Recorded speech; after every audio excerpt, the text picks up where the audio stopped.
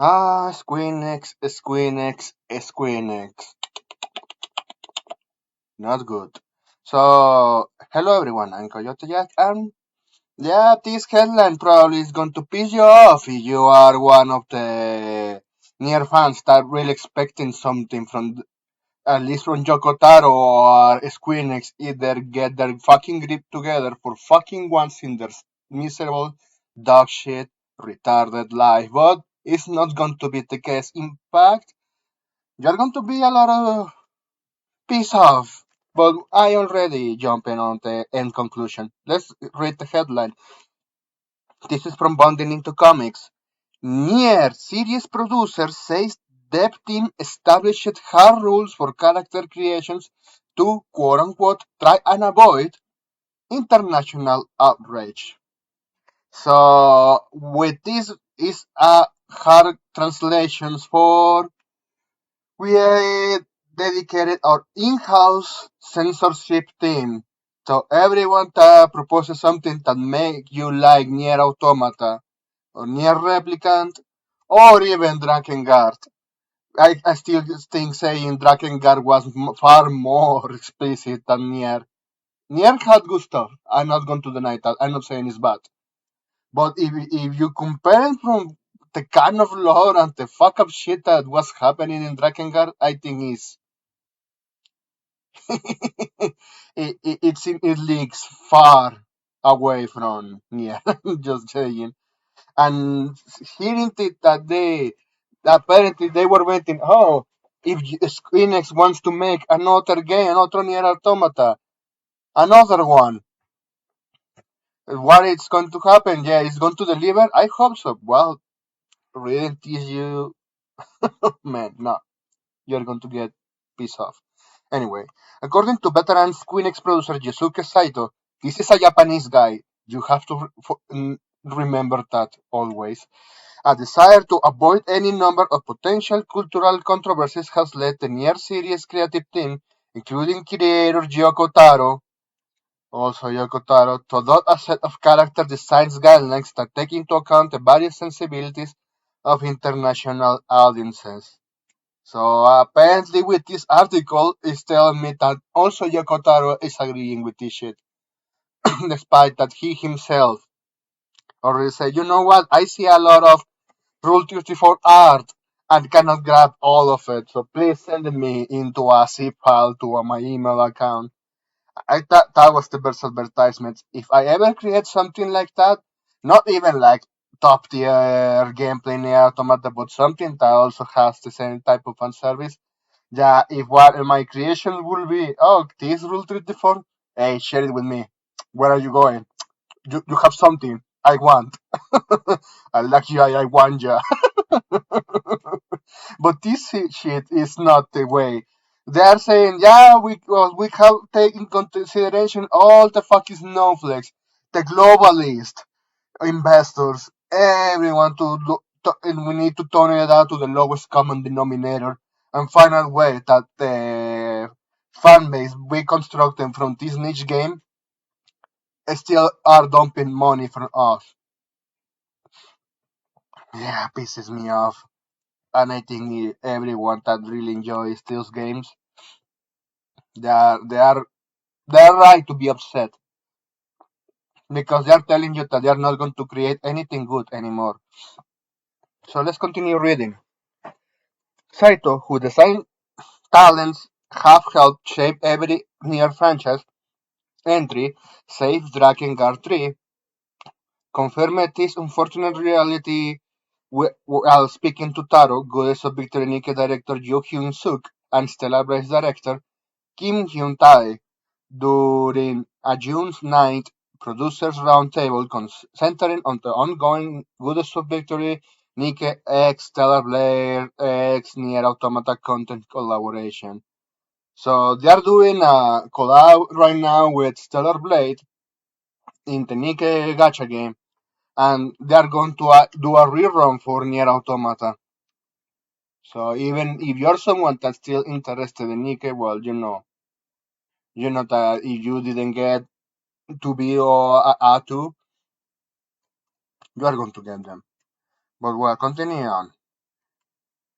At one point during the discussion, the four devs were asked by their host, former PlayStation Studios president Shuhei Yoshida, this dickless cock, if they could speak to their respective cast of characters, in particular, if when when designing them, were there any visual or narrative aspects that you pay special attention to?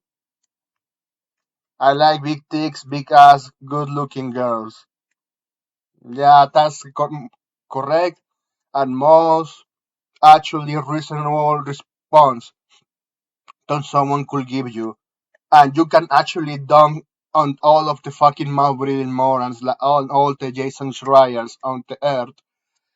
But yeah, I really like seeing good looking female, and I want them to have it in my stories. They have big asses, big tits, memorable faces, and likable personalities for the most part. And if I'm going to make them into villains, yeah, even that's the same goes. It's it's not hard to define what someone actually wants. Oh, but listen, everything doesn't have to be a good material. No, it have to be like that. Because that's how you know it's making the money. We have seen who is actually receiving the money for delivering what people want. Who is making the millions? We have seen them with Gacha Nikke. We have seen them with Azur Lane for the entire history. Even with Fate Grand Order. They hire not safe for work artists from within Japan. And Blue Archiman, yeah, every single time that one receives a lot of doujins. And they still mop the floors with everyone around the Comic Con. While others one decide to say, yeah, I'm going to be away from this, and then among they admit the fuck up with saying we're going to censor ourselves. They even make some stupid decisions within their games that, well, as everyone to no surprise, they ended up fucking up and going out of business and the end turn. So let's read what we have here. So because yeah, I'm still ranting, but we need to read this article at the end. What I mean is, if Nier Replicant had a boy as the main character, then Automata would have a girl protagonist. He continued. If Western sci-fi is filled with marine-like soldiers, we might go into opposite directions and use Gothic Lolita outfits, for example. Yeah, that's a very good response. That's a very good one. We tend to take the contrarian route, and it had paid out for quite a while, but we can't say the same for Japan anymore. But wow, I keep ranting. Let's continue. The eccentric director further detailed, we chose Taro because competition is fierce in overlapping markets. We have seen that with the gacha games. We are aiming for the wider blue ocean, so to speak, we want to explore genres and things that creators often overlook and to try different things with smaller but dedicated audiences. Yeah, that's a huge good response there. Focus on your niche audience and they are going to be the ones supporting you. But brand loyalty, like I said in other videos, is dead. So it's still you have to constantly deliver. You cannot actually get lazy there. But continue on. When it comes to characters' behaviors, I always try to create something genuine. Say Taro. For example, instead of creating a demure girl who only exists in a man's fantasy and is inexplicably dedicated to the protagonist, I want to give the characters a more realistic feel like someone who could actually exist around me. I hope that is something that resonates with many people too. So over the top characters, while also they are like compelling. Relatable is not a good sign for the most part, thanks to the West. That oh, I want to see identify myself in this character. No, it's something that you could empathize, adding elements that make those characters likable. Yeah, at least Taro knows what he's doing. And but here comes this. When it comes to characters' behaviors, I always try to create something unique. Ah, no, excuse me, I already read that here. Pressed by Shuhei Yoshida for his talks on the matter, Saito told to his host, Saito said this. To be honest, of course, director Yoko has his own visions of what he wants to make. However, there are of course certain things that are ethically or morally inappropriate, even if they are just aspects of a character. I remember this shit, even with Black Blue. Everyone that still remembers that fighting game. That's the best thing that Axis has ever created, and is not going to get there anytime ever again because they fuck up with Guilty Gear Saga. I remember, Lu or 13 in Blast Blue. Originally, Toshiko Mori-san said that he wanted to make the character naked, but didn't allow him to do that, but then made her a skimpy. And of course made those parts evident. That's why I like it, a lot of Japanese games and those Japanese creators. They didn't hold back, but sure they had someone making them to hold back. And then this fucking retarded, stupid moron is saying that, oh well, we cannot do that. We need to think of the snowflakes, because we are going to get in trouble even if though the real customers of what they really enjoy it is, yeah, we still want their money, but we cannot give it that because we need to still suck the dick of the work. This is a Japanese producer. This guy is Japanese. I have to repeat this again. He is Japanese, and he's talking like your average Western developer, like your average Western producer that always make up excuses in why were not going to give you what you want and they still want to give you the ice slap. This is why I get pissed off when I read this the first time. I'm on the headline. So and triple A within Japan is fuck. Some indies and some double A's, they are going to be the ones advertising themselves are actually doing the stuff that we even here in the West actually enjoy this content actually wants. But from AAA, no. And it's like a rubbing salt in the wound when it's the Nier producer saying all of this shit. That yeah, if Squeenix is on the finally on the final strings to go bankrupt, and they said, okay, let's do another Nier Automata. This is our last chance. They're going to make it censored at creative level. So at creative level, there is no freedom. So they have to tone down everything, not only the design of the characters, the story, the environments, what kind of entertainment you give if you have certain villains. Oh, we cannot have over ghoulish, evil villains because they are going to trigger the snowflakes. They're not even allowing the villains to be villains. Yeah, extremely disappointed here. But well, continue on because this is not even the most of the part, and I cannot stop ranting. When we try to draw a line by establishing rules about unacceptable and what's not, it's fiction. Why do you're giving a fuck? But well, he explained. While certain things might be acceptable in Japan, and this is why they lacked them in the first place, they could become problematic in certain overseas regions. Then in the Stargate bitches don't release there, and even the ones that weren't, well, at the end of the day, they're going to get it on the seven seas. Let's continue on. And even characters could be problematic as well. Well, my rant before reading this was on point, right? These are kind of situation we usually try to avoid creating. As a result, there are actually countries where we couldn't officially release Nier Automata. Well, don't release it. Don't release anything. If that country is getting bitchy, Even in one point, my country becomes like fucking Estrella that wants to have everything censored and force every other country to have the same toned down, watered down, censored as fuck version. Nah, I will say fuck this.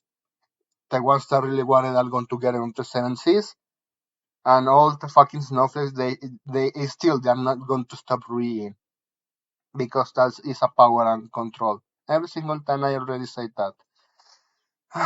Continue on. Closing out his answer with a bit of levity, Saito ultimately asserted, earlier director Yoko mentioned creating characters that could exist around him, not ones with overly unrealistic settings. Yeah, it really pisses me off. Unrealistic settings. Oh, he needs to be a boss bitch. Otherwise, it's not going to work. This shit, man. But focusing on creating characters will feel out of place even if they exist around him. If you think about the Drakengard characters as the kind of friends director Yoko is surrounded with, you will begin to understand director Yoko's worldwide. I keep saying Drakengard is far more superior in going over the top in the content and not holding anything back. Sure, you can say the gameplay is not the best compared to Nier Automata. I'll give you that. But in lore content, character content, story content, man, all the fucking shit, man, that has been happening to story of the other one. Oh man, yeah. Makes Nier Automata and the Nier series as a whole like a kid's game. And this director saying, yeah, even though Yoko Taro is the one actually suggesting. So within reading things, yeah, Yoko Taro is suggesting it, and this producer is holding everything back. So, like I keep saying, I hope Japan at least saves themselves from the anime and manga. I keep making them what we wanted, even before 80s, 90s, 2000s. Because even if you are a millennial but you enjoy the good stuff, if you're not going to read over stuff like Helsing and you see all the good fan service like Iki Towson and beyond and all of the niche crowds, yeah, you're going to see how certain things have fallen behind in current years thanks to these fucking corpus eating Japan that are still in the Western audience are better or even have an opinion into saying in Japanese creations. Nah, this is. I just hope it gets to the point that we start to see more of the over the top story content from Japan, but with the other media that still can be salvageable because, like I said, most of the games, even though if they want to deliver, they have problems with Visa and Mastercard because their fucking cock-ass government is refusing to fight back Visa and Mastercard. They're still bending the knee and making their own national businesses suffer because of that. But while continuing on just to read this, all of them are weirdos, he laughed. Insulting the audience that gives you the money while you give them what they want. He laughed, and among them, director Yoko Taro is the weirdest one. And that's why they like him. So yeah, even I have to say, Yoko Taro, within this article, he's the one that wants to give you what you want, and he has Japanese producers that they refuse it. They flat out refuse it, and they are thinking of the global audience, the mother audience. So yeah, anything that you were expecting from the Nier series ended with Nier Automata. Nier Replicant is a remaster of the original Nier that released in Japan. And sure, you can see, okay, this one is just like the same within the original version, but with some improvements. That's it. It ended right there. Not anything more. And even if they release manga, check if they actually are giving those panty shots. Otherwise, yeah, you can clearly see that this company are just squeezing the Nier's name and using Yoko Taro as advertisement. But even among this, Yoko Taro at least is the one that, yeah, you cannot shut him up. Because if you try to do that, yeah, you're going to make things worse than they already are. But this producer already said it. He already said that, yeah, we are going to give you watered down slap. I know you want another Nier Automata, you want another Drakengard, but we have to think of the global audience. We cannot offend anyone.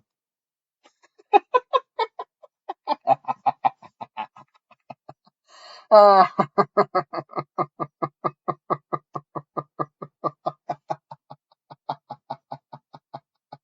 and I know I'm laughing like a billion, but believe me, yeah, reading this, yeah, you never expect it, but here we are in current year. Japanese developers are cooking themselves out. Well, in this case, this Japanese producer, they are becoming like the West, and it's sad. It's really sad. But anyway, that's all I wanted to share here with you for now. I know this video went long. I appreciate you if you stayed at the end of this. Anyway, thanks for watching. Have a pretty good day, and please take care.